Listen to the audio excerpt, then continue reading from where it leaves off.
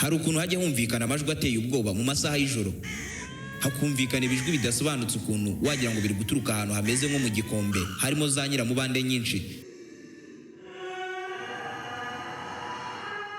Akenshi aya majwi aba ari abantu bameze nk'abari kurira mu buryo bwihariye, basakuza cyane mu buryo burenze ubwa muntu, ahubwo kurira kw'imyuka mibi utaramenya aho guhungira n'uburyo bwo guhungamo, ukumva ibyariraga birasetse birashwanyutse we.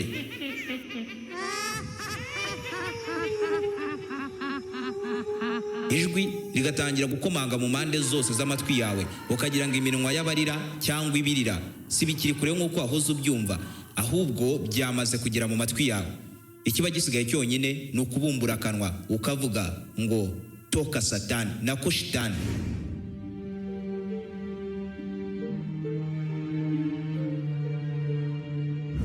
Si inzozi twamaze kugera Tanzania.